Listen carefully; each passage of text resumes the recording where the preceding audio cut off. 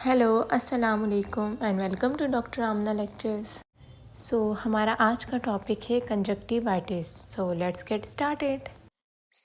Conjunctivitis होता क्या है? कंजक्टिवाइटिस को हम पिंक आई भी कहते हैं। और पिंक आई जो होती है वो इन्फ्लेमेशन हो जाती है ट्रांसपेरेंट मेम्ब्रेन की, जो कि लाइन करती है आईलिड और आई बॉल को। और ये जो मेम्ब्रेन होती है इसको कहते हैं कंजक्टिवा कहते हैं। अब आइस का जो वाइट पार्ट जो होता है स्क्लेरा, तो स्क्लेरा की जो आउटर कवरिंग होती है कंजक्टिवा, इसमें इन्फ्लेमेशन हो जाती है और इस कंडीशन को कहते हैं कंजक्टिवाइटिस।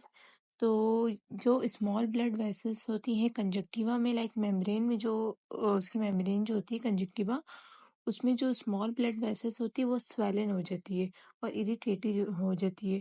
तो इसी वजह से जो हमें आइज रेड होती है वो दिखती है, विजिबल हो जाती है, क्योंकि वो स्वेल हो जाती है। और आइज का जो वाइट पोर्शन होता है वो पिंक या रेडिश हमें दिखाई देता है, क्योंकि आइज में इतनी इरिटेशन होती है और स्वेल हो जाती है। तो इसी वजह से हमारी जो आइज जो अपेयर होती है वो पिंक या रेडिश दिखाई देती है। Now come to its causes. क्या क्या वजूहत हो सकती हैं जिनकी वजह से कंजक्टिवाइटिस होती है? पहला जो है वो वायरल कंजक्टिवाइटिस होती है। अब वायरल कंजक्टिवाइटिस में क्या होता है? अब वायरल में जैसे जो वायरल सिम्टम्स होती हैं, कोल्ड होता है, फ्लू होता है, या कोई भी रिस्पायरेटरी इन्फेक्शन वगैरह होता है, तो इसकी वजह से भी वायरल कंजक्टिवाइटिस होने के बहुत सारे चांसेस होते हैं। और ये होता है एक आइस में होता है, और समटाइम्स ये होता है दूसरी आइस में भी स्प्रेड हो सकता है कुछ दिनों बाद, या कुछ डेज के अंदर ही स्प्रेड हो जाता है। और इसके अलावा जो इससे डिस्चार्ज जो निकलता है आइस से, जो इसका डिस्चार्ज होता है वो वाटरी होती है। जो आइस होती है वो वाटरी लगती है, थिक नहीं होती, लगता है कि वाटरी आइस है। और कुछ वायरसेस होते हैं जो कि कॉज करते हैं वायरल कंजक्टिवाइटिस को। इनमें क्या आते हैं? एडिनो वायरस हो गया, रुबेला वायरस हो गया और हर्पेस सिम्प्लेक्स वायरस। ये जो वायरसेस होते हैं ये भी कॉज करते हैं viral conjunctivitis. Now second cause जो है वो बैक्टीरियल कंजक्टिवाइटिस होता है। बैक्टीरियल कंजक्टिवाइटिस में क्या होता है? ये जो होता है वो डिस्चार्ज होता है, इसमें लाइक पस होती है जो कि लीड करती है आईलिड्स को कि वो एक दूसरे के साथ स्टिक होते हैं, चिपकते हैं। लाइक आपको लगेगा कि आपकी जो आईज है वो चिपक रही है, या लिड्स वगैरह जो उसके होते हैं आईलिड्स, वो स्टिक होती है एक दूसरे के साथ। और ये समटाइम्स जो है वो किसी एयर इन्फेक्शन के साथ भी होता है। अब इसमें भी कुछ बैक्टीरिया हैं जो कि कॉज करते हैं कंजक्टिवाइटिस। अब इसमें क्या है?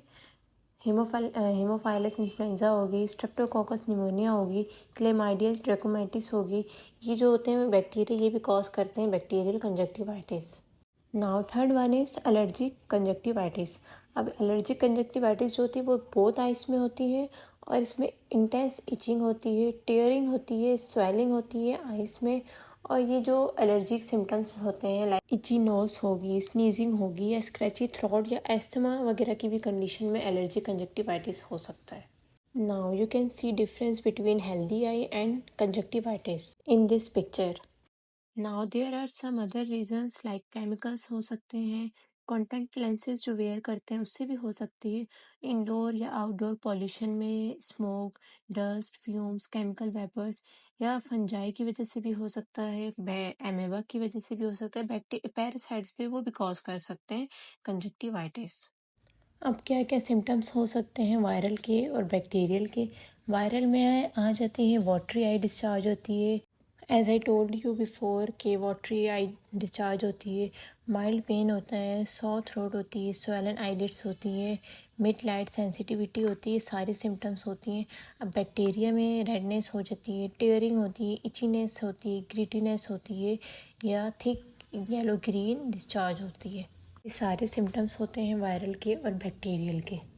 Now treatment strategy of viral conjunctivitis. अब वायरल कंजक्टिवाइटिस को कैसे ट्रीट कर सकते हैं? ट्रीटमेंट जो होती है इसकी सपोर्टिव होती है, टॉपिकल वेजो कंस्ट्रिक्टर्स एंड एंटीहिस्टामीन्स वगैरह यूज़ कर सकते हैं सीवियर इचिंग के केसेस में, या टॉपिकल एस्ट्रिंजेंट एंटीबायोटिक भी यूज़ कर सकते हैं बैक्टीरियल सुपर इन्फेक्शन को प्रिवेंट करने के लिए, या टॉपिकल स्टीरॉइड्स वगैरह भी यूज़ किए जाते हैं इम्पेयर्ड विजन वगैरह के लिए। और इसके अलावा आर्टिफिशियल टेयर्स भी यूज़ किए जाते हैं to relieve inflammation and dryness, जो कि कंजक्टिवाइटिस से कॉज होती है।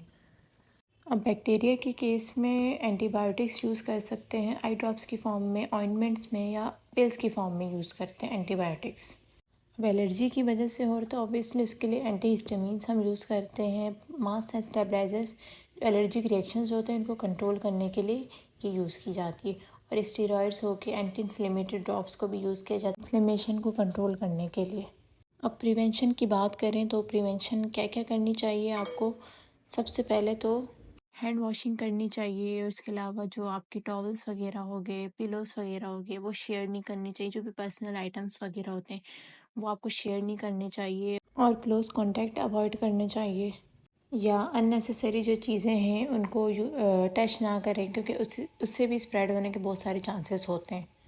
और इसके अलावा कोल्ड या वार्म कंप्रेसिस वगैरह का यूज़ करना चाहिए। और अगर आइज़ में से कोई आपको डिस्चार्ज वगैरह हो रहा है तो उसके लिए आप कोई स्टेराइल क्लॉथ या फिर कोई डिस्पोजेबल क्लॉथ वगैरह यूज़ करें, ताकि वो फिर आप बाद में डिस्कार्ड भी कर सकें।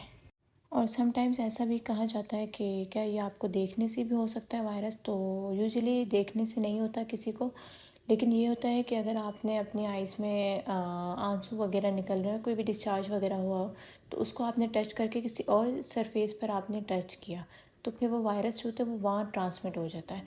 और अगर कोई और टच करे तो फिर उसको भी स्प्रेड हो सकता है। So this was all about conjunctivitis. So if you people have any queries, so feel free to ask. Thank you and Allah Hafiz.